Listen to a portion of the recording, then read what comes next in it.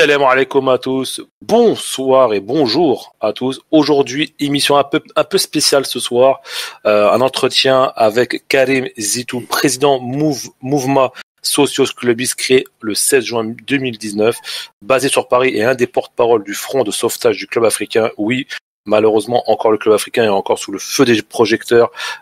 Beaucoup de choses sont passées dans ces dernières heures. Karim, salam alaikum. Bonsoir Khaled, salam alaikum. Comment ça va, Karim? Wallah, ça va, alhamdoulilah. On essaye. En ce moment, on est un peu très chargé parce qu'on est sur tous les fronts. C'est vrai. On essaye d'aider notre club comme on peut. Donc, tout le monde est mobilisé, soit à l'étranger, soit en Tunisie. D'accord. Donc, le moment est critique. Parce que voilà, le club passe par une période très difficile côté financier et côté administratif et direction, surtout les dirigeants. Il n'y a pas de dirigeants qui mènent le club en ce moment, voilà. De toute façon, on va en parler de tout ça, Karim. Voilà. Hedi est avec nous aujourd'hui. Bonsoir Hedi. Bonsoir Karim, bonsoir Khaled. Merci pour d'avoir accepté notre invitation, Karim. Justement, c'est un plaisir de parler sur votre antenne et de parler avec des qu'on appelle la deuxième génération. Vous êtes tunisien de clubistes avant tout, et j'aime pas trop l'appellation deuxième génération. Pour moi, vous êtes juste des clubistes tunisien avant tout. Voilà. C'est gentil Karim, c'est gentil. Et forcément, qui dit club africain, dit forcément Sofiane. Sofiane, bonsoir. Bonjour. Bonjour les amis. Bonsoir Sofiane. Bonsoir Karim, très honoré de pouvoir partager l'antenne avec toi et j'espère qu'on va passer un très bon moment. Ok, super. Eh ben écoutez les amis, on va commencer très rapidement, on va pas tergiverser. Normalement, cet entretien-là va aller assez rapide. Ce sera pas un vrai épisode podcast qu'on a pu le faire dernièrement. J'ai vraiment laissé le contrôle un peu de l'entretien de Hedi et de Sofiane qui ont des questions précises à poser à Karim. Messieurs, c'est à vous. Je vais donner l'honneur à Hedi et Sofiane t'enchaînera derrière. Merci Khaled. Donc, disons que la première question, Karim, c'est justement, est-ce que tu peux nous donner un peu l'état des lieux aujourd'hui du bureau actuel du club africain, où on est des démissions, qui est parti, est-ce que tu as des nouvelles, parce que voilà, les choses s'accélèrent et on a envie de savoir un peu ce qui se passe. Les dernières nouvelles que j'ai eues il y a une heure à peu près, c'est que on a 6 démissions sur on va dire 12 effectifs qui sont réels, qui sont arrivés au secrétaire général du club africain. D'accord. Les 6 démissions ne suffisent pas pour faire tomber le bureau. Ok. Donc ça, les 6 démissions, on va dire, c'est le mouvement qu'il y a eu du peuple clubiste qui a aidé, qui a mis la pression sur tous les membres du bureau qui sont déjà démissionnaires depuis longtemps, mais ils n'ont pas remis le papier, en fait, le vrai papier au secrétaire général. Donc la pression qui a été de ces 48 heures là, pendant ces 48 heures, a permis d'accélérer les choses. Et donc là, on a obtenu entre hier c'est-à-dire ils ont commencé les démissions hier et jusqu'à maintenant, on a 6 personnes, 6 membres, on va dire, qui ont démissionné. Et là, d'ici la soirée ou demain matin, on aura encore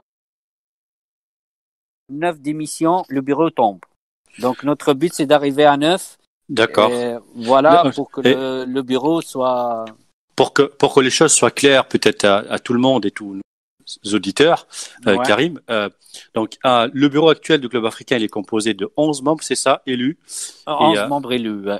C'est ça, ok. Et a priori, si plus de 3/4 des membres seront démissionnaires, voilà. le bureau il est dissous par la loi. Il est dissous, voilà. Il est dissous par la loi. On est bien d'accord. C'est pas la loi, c'est le statut peut-être. Le statut du club africain, l'article 9 du statut du club africain, qui postule que si 9 membres sur 11 sont démissionnaires, automatiquement le bureau il est dissous. Ok, donc on est à 6 sur 11 et Voilà. Et selon toi, il y aura d'autres démissions qui vont arriver dans les prochaines heures.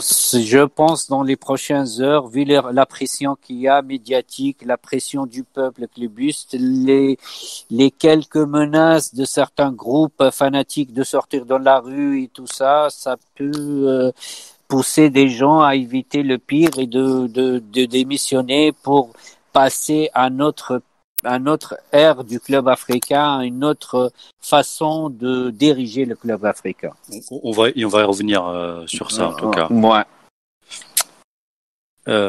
Sofiane, à toi. Alors Karim, j'ai une question moi par rapport à la relationnel que vous avez justement avec le président actuel et le bureau actuel.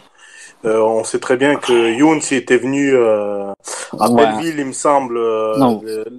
Il est venu à Paris. Paris, on l'a rencontré, voilà. C'était il y a plus qu'un an, ouais. Voilà. C'était la saison dernière, donc, en l'occurrence. Et j'aimerais savoir, justement, on a vu après des vidéos de certains membres de mouvements socios qui, justement, en grosso modo, dénoncer, on va dire, justement, la politique politique, les pratiques et le relationnel qu'il avait avec les groupes de supporters. Qu'en est-il aujourd'hui, Karim? Pour expliquer tout, je vais revenir en arrière un petit peu de la rencontre que tu en as parlé, toi, c'était il y a 1 an et demi, exactement. Tu peux, Karim, tu peux. Voilà, pour comprendre les choses, parce que c'est des étapes qui sont passées. Quand il est venu, le président, à cette époque, il avait 6 mois qu'il vient d'être élu président du club africain. Il avait des ambitions, il a recruté des joueurs un petit peu, c'était un petit peu n'importe quoi. Nous, on se posait des questions, sur les dettes du club africain, que c'était flou, on savait pas quand le FIFA va nous envoyer une pénalité, on sera suspendu, on aura des points en moins, on savait rien du tout. Donc on l'a invité pour avoir des explications surtout.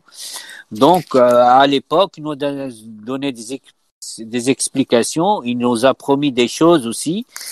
Après, il est rentré. Nous, entre-temps, on a dit pourquoi après on va créer une association pour aider le club financièrement.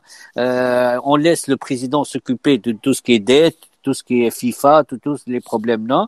Et nous, on en va aider les jeunes et les autres sections financièrement. C'est comme ça que s'est créé Mouvement Socios, c'est créé le 16 juin 2019, il y a 1 an à peu près. Oui. Et donc, on a commencé et nous, quand tu crées un mouvement socios dans le monde, dans tous les clubs du monde, si tu vois le socios à Barça ou le socios en Argentine, le socios fait partie intégrante du bureau en fait. Il faut qu'il soit. Oui. Il peut pas travailler sans l'accord. Il peut pas faire rentrer de l'argent. C'est une force majeure dans le club, quoi. Voilà, c'est une force qui appartient à le club, qui travaille parallèlement, mais il doit être inscrit dans le statut du club africain pour qu'il puisse récolter de l'argent et l'envoyer et l'utiliser avec l'accord du club. C'est le principe du socios.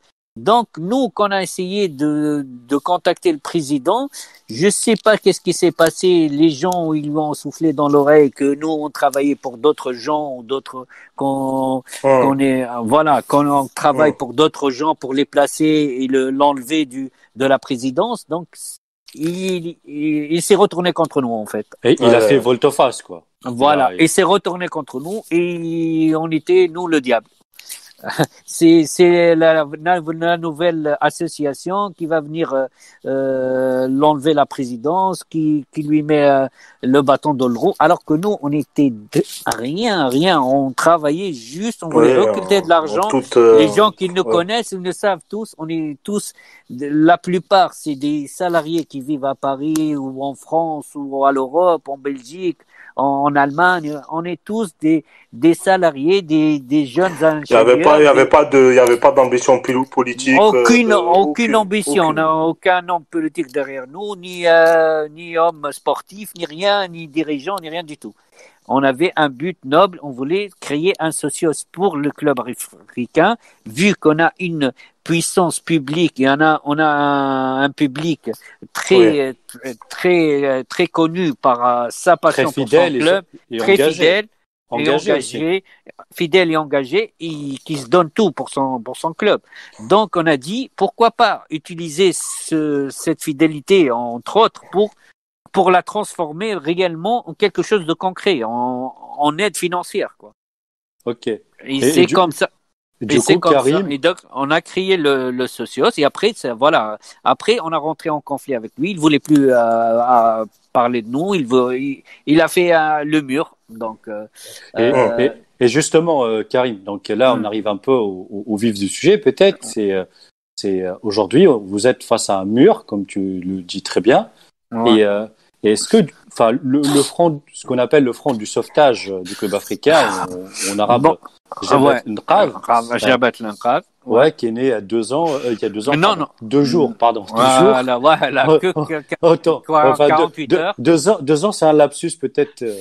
48 heures, on va dire 48 heures, c'est sa formation réelle, 48 heures, mais il y avait parle-nous un peu de ce front de sauvetage.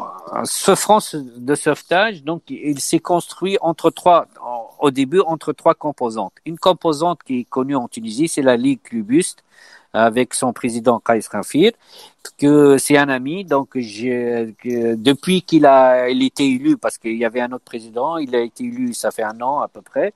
Donc on se parlait, on essayait de se faire un rapprochement entre nous, l'association, parce que tout ce que tu connais en Tunisie comme truc, des pages, il y a des pages Facebook, il y a des groupes de supporters ultra, tout ça, mais ce sont pas des associations reconnues où ils ont un cabis comme nous. Nous, on est enregistré ici en France. Comme une association, et c'est le cas aussi de la Ligue Clubiste en Tunisie, elle est inscrite au ministère de l'Intérieur. Donc, on est les 2 associations réellement qui représentent lui en Tunisie, nous à l'étranger, les 2. Il y a d'autres associations aussi, je crois ici, il y a une autre qui a aussi en France, je pense Force ACA et Force après, je crois, je sais pas, je suis pas sûr, mais je pense qu'ils ont. C'est lui le Clubiste Paris, non? Sinon, ils ont juste, c'est une association, mais ils sont pas enregistrés. Voilà, donc les autres, je pense que c'est Force ACA qui est plutôt enregistré. Et donc, on a eu une petite discussion, on essayait de se rapprocher. On a dit, vu l'état catastrophique du club en ce moment, pourquoi on crée pas un front? Pourquoi on est séparés? Chacun parle ou gueule, excusez-moi du mot, gueule de son côté, son effet immédiat, quoi. Alors que si on est tous ensemble, notre voix s'entend plus vite. C'est le cas. Vous voyez les résultats qu'on a eu. L'union fait la force. Donc c'est clair. Donc l'union fait la force. Donc on a commencé comme ça, et après on a rappelé aussi les gens les administrateurs qui sont occupés du LATRAT là en Tunisie. D'accord. LATRAT, c'est ceux qui ont fait le stade virtuel, ces gens-là qui est représenté par 3 ou 4 administrateurs de la page de Miat Alf Clubiste. Donc, on l'a appelé parce qu'ils ont une puissance, ça y est, ils sont réels, les gens les suivent par nombreux en Tunisie, donc cette page-là, elle a pris de l'ampleur, les gens qui la font sont des gens sérieux et tout ça, donc on les a contactés et ça a commencé comme ça. Et aujourd'hui, tout à l'heure, je parlais, on arrivait à 80 composantes. C'est 80 composantes pour le front. Ouais, aujourd'hui, on est arrivé à 80 en 48 heures. C'est aussi des cellules de supporters un peu partout dans le monde. Voilà, c'est énorme. C'est énorme. C'est des cellules. C'est historique et énorme. Parce que c'est des cellules. Tous les cellules que tu vois en Tunisie, de Sfax, de Maxr, de je sais pas, Siliane, Jadou, du sud au nord. Tout le monde nous a appelé presque pour rejoindre ce front-là. Des associations aux Amériques du Nord, Canada, Belgique, Allemagne, Lyon, Marseille, tout le monde presque. Et ça continue. Le compteur, il augmente tous les jours. Donc, mais c'est peut-être c'est cette unité que les gens attendaient autour du supporter du club africain depuis tant d'années. Et moi, j'aimerais rebondir par rapport au niveau de l'actualité, Karim. Ouais.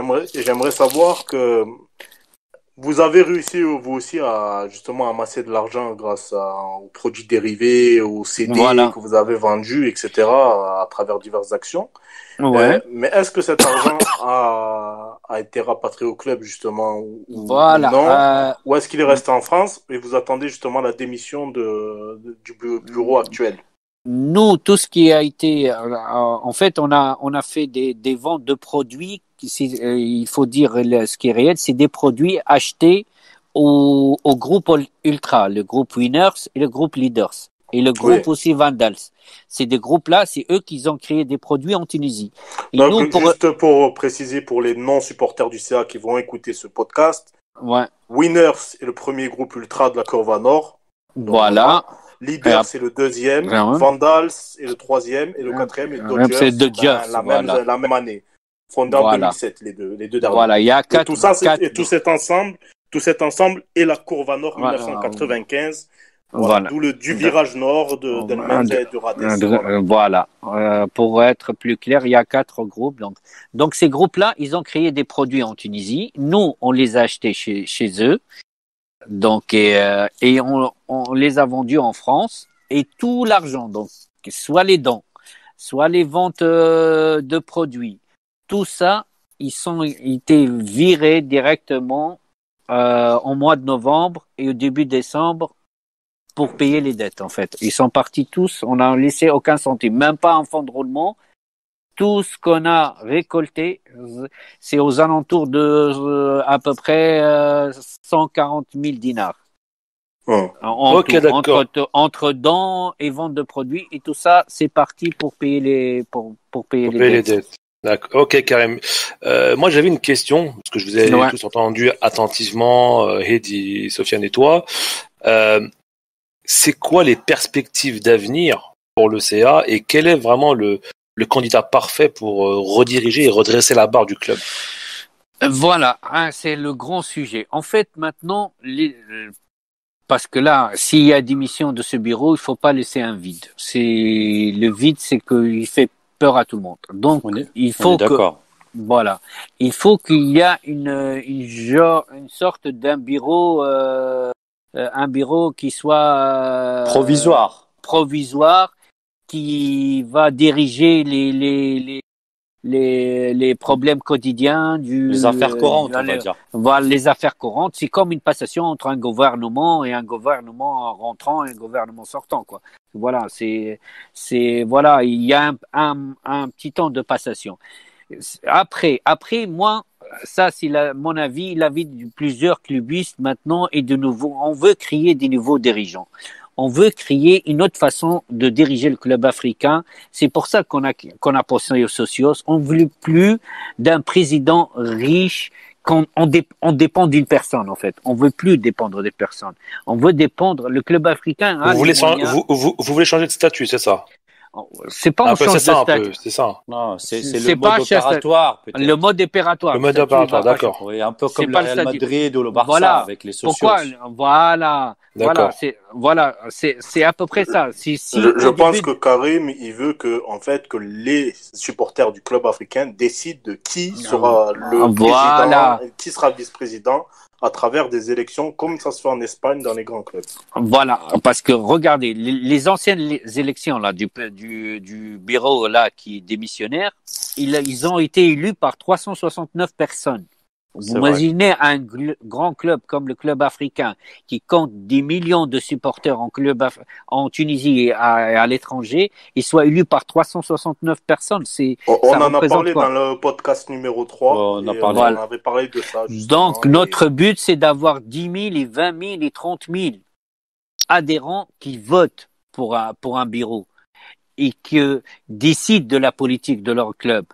Et le président, il n'est pas obligé d'être un milliardaire. Il peut être quelqu'un qui a des moyens, un homme d'affaires, mais qui sait, c'est un bon gestionnaire, il sait bien, c'est-à-dire l'argent, il aura de l'argent, puisque si tu as, toi, 30 000 adhérents tous les ans, tu as 15 milliards qui sont au début de saison, qui sont prêts pour que toi, tu peux gérer ton club. Si toi, tu es un homme d'affaires et tu as un peu d'argent, ça y est, ton club, tu peux le faire tourner comme tu veux, sans avoir des dettes, sans avoir des problèmes. Sans parler des droits télé aussi. Ouais. Voilà, droits télé, les produits dérivés, les sponsoring, etc. Les sponsoring, téléphonique, radio, tout ça. Donc voilà l'idée de plusieurs qu'on partage, c'est de faire un nouveau club africain Karim, qui dépend pas d'une personne en fait. Je me permets juste de te couper une seconde. Ouais, vas-y. Hein. Je veux pas dire que ce que tu dis est un peu idéaliste, hein, parce que c'est peut-être un peu le rêve de tous les supporters du club africain. Mais maintenant, ce que tu dis, on va revenir un peu dans le monde réel, on va dire, et pragmatique. Ce que tu dis, il faut peut-être changer des choses. Il faut une assemblée générale, il faut peut-être changer un peu le statut. Et est-ce que, enfin, je sais que c'était comment il s'appelle, Allah yarhamou, Lotfizey, c'est ça? Ouais. Et oui, Lotfizey, il a proposé. Il a essayé de faire des choses comme ça. Est-ce qu'aujourd'hui, il y a une vraie volonté des supporters club africains? Juste, je termine ma question, Karim. Ouais. Est-ce qu'il y a une vraie volonté aujourd'hui, parce que on sait un peu comment ça s'est passé avec le Tuesday, encore une fois, Allah yarhamou. Est-ce qu'aujourd'hui, la volonté, c'est justement d'aller dans ce sens où les supporters du club africain vont se retrouver, et ça, il faut le dire, malheureusement, sans complaisance, et peut avoir un terraillement, on va dire, entre les groupes du supporter, et à la fin, l'objectif final, qui était justement de changer le mode opératoire, il tombe dans l'eau, comme ça a été fait il y a 2-3 ans. C'est quoi ton avis sur ça? Comment tu sens les choses? C'est toujours difficile parce que les avis sont différents. Chacun voit. Jusqu'à maintenant, il y a des gens ils veulent un nouveau président style Slim Riah qui a plusieurs milliards et qui vient, qui achète tout, qui fait tout et qui commande tout le monde et tout ça. Moi, je pense que cette ère-là est finie. On est dans un autre monde où le mécénat est fini en Tunisie. Voilà. Ça y est, je pense qu'il faut qu'on soit clair et ce n'est pas qu'au club africain. À l'Étoile, voilà, à tous les clubs qui sont en Tunisie, même là. Pareil. Voilà, le mécénat est terminé en Tunisie. Je pense que c'est fini et il faut vraiment qu'on réfléchisse à justement un autre mode, une nouvelle approche. Voilà, une nouvelle approche pour gérer nos clubs. Donc, moi, dès qu'il y aura une assemblée, on va essayer de changer le statut pour qu'il y ait une socios qui rentre dans le club.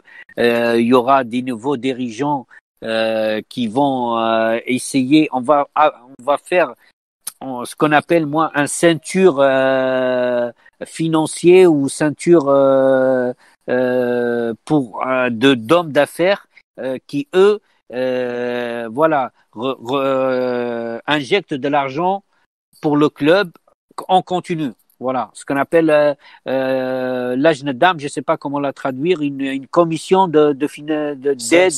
Ça, c'est un comité de soutien financier. Voilà, un comité de soutien financier d'hommes d'affaires important. Okay. Comme un comité de sages, mais c'est des hommes d'affaires où ils injectent en continu de l'argent. Si c'est des petites sommes, s'ils sont nombreux, t'as, je sais pas, une centaine d'hommes d'affaires que chacun il te donne 100 millions de dinars, t'es bien. À part l'apport des supporters du peuple du club africain, tu rentres ta saison, je te dis de l'argent. Ça, tu me dis, ouais, c'est idéal, mais c'est ça qu'il faut instaurer. Il faut partir, même si dans la souffrance, il faut partir avec des bonnes bases. Si on restera 5-6 ans, pas de titres, pas d'achat de grands joueurs, pas de gaspillage d'argent, mais on instaure une bonne politique, après on aura dans 10 ans un grand club bien structuré sur des bonnes bases. Peut-être même un peu moins, Karim. Peut-être même moins de 10 ans. Moi, je dis 10 ans. Peut-être 3 ans, voilà. 3 ans, 4 ans, ça peut être possible. Voilà, ça peut être possible si les gens, tout le monde part sur le même principe. Il faut un vrai projet, voilà, un vrai projet et s'y tenir. Voilà, il faut s'y tenir et il faut dire qu'on va sacrifier 2-3 ans pour avoir un club bien structuré sur de bonnes bases et sur des bases à l'européenne. C'est plus. Moi, tu as entièrement raison, Karim. Je vois qu'on est sur cette lignée-là. Quand on regarde le club africain, on se doit, je pense, 3, 4, 5 ans, on est là, on finit 5e, 6e. Mouchaïb, non, c'est pas, ouais. Donc, ça nous permettra justement de voir un club africain plus sain, on va dire, au niveau des finances, au niveau de la gestion. Et ça permettra aussi, justement, de pouvoir anticiper sur les contrats des litiges FIFA et pouvoir repartir sur des très bonnes bases pour, justement, que le club puisse vivre de lui-même. Ouais, voilà. On n'a pas besoin qu'une personne, monsieur X, monsieur Y, vienne injecter. Le club peut vivre de lui-même. C'est dommage de ne pas le permettre de. C'est dommage qu'il soit souvent sous perfusion, on va dire. Voilà. C'est comme le président de Al Masry, par exemple. Je donne un exemple. C'est comme ça. C'est un président élu par les adhérents du club et il est juste gestionnaire. Voilà. Il est presque salarié du club. Mais c'est un bon gestionnaire. C'est-à-dire, il te met 1 centime. Tu sais, ton centime, il est parti. Tu vois? C'est ça. Tu vas me dire aussi, maintenant, on est dans l'obligation d'avoir de l'argent tout de suite pour payer des dettes. Oui, voilà. C'est l'urgence. L'urgence, là, par exemple, on a 45 jours pour payer des dettes. Sinon, on aura des points à prendre ou on va descendre aux divisions inférieures. Donc là, on fait une lettre avec les supporters pour aider. On va solliciter les hommes d'affaires. On sollicite un prêt à la banque et on le rembourse doucement avec nos sponsors. Parce qu'on a des sponsors tous les ans, on a 2-3 milliards qui rentrent tous les ans par soit Orange, soit par les autres sponsors. Donc, il faut trouver la solution. On peut la trouver s'il y a des bons gestionnaires dans le club. Mais le président qui était là dernièrement, il a jamais fait ces démarches-là. Il a jamais sollicité les banques, il a jamais sollicité les sponsors. Il a donné une mauvaise image du club africain. Donc, tu peux pas aller solliciter un sponsor si toi, on en a parlé avec Eddie. Et Eddie, c'était ça, son mot de la fin, il y a 2-3 podcasts derrière où il disait que quelle image allait laisser Younsi derrière lui. Voilà. Malheureusement, non, déjà, pour rattraper l'image qu'il a pourrie, excusez-moi du mot, pendant ces années-là. Ces années-là, donc il faut rattraper l'image du club africain, soit en Tunisie, soit dans le monde, soit chez le FIFA. On est des voyous pour les FIFA. Je sais. On est un club voyou. Je sais. À cause de ce bureau-là, on est un club voyou et chaque affaire qui vient, elle est en défaveur du club africain parce que voilà, le club pour eux c'est un mauvais payeur. Karim, je vais te laisser un petit dernier mot de la fin pour conclure l'émission, pour conclure l'entretien. En tout cas, c'était fort intéressant, franchement. D'ailleurs, on va se donner rendez-vous très prochainement parce que je pense qu'il y aura encore d'autres événements qui risquent de se déclencher. Je donne un dernier mot de la fin et on conclut. Voilà, donc moi, je reviens sur ce front de sauvetage du club africain qui a été créé dernièrement. Là, j'espère que ce front-là réunit tous les clubistes et que voilà, il soit un noyau pour sortir des nouveaux dirigeants, pour sortir des bons projets pour le club africain et que pour montrer, en fait, ce front-là a montré au club africain en s'unissant tous, on peut être une force très très redoutable et qui fait peur à tout le monde. Ça soit les dirigeants, ça soit les politiciens, soit tout le monde, que l'union, essayer d'être unis avec un bon cœur et laisser nos querelles derrière et laisser tout ce qui est ancien derrière. Des anciennes querelles, c'est fini. Tout le monde est uni. On essaie d'avancer et de construire notre club sur des bonnes bases. En tout cas, le message est passé, Karim. En tout cas, ton message est passé dans notre podcast sur Etachki, là. Hedi, je te dis au revoir. Merci beaucoup. Merci Karim encore. Merci Hedi. Merci. Sofiane, merci encore d'être passé avec nous, frérot. Merci à vous. C'est toujours un plaisir et on continuera à faire des podcasts et merci pour tous les retours de tous les auditeurs qu'on a eu récemment. C'est vrai. Ça me fait C'est chaud, Karim. Merci, Karim. Merci à vous tous. De toute façon, Karim, je pense qu'on te réinvitera quand l'actualité sera pertinente. N'oubliez pas la devise de notre podcast pour les passionnés, par les passionnés. Je vous donne rendez-vous très bientôt pour un prochain podcast sur Tashkila. N'oubliez pas, on est dorénavant sur Apple Podcast, Google Podcast et toutes les plateformes de streaming.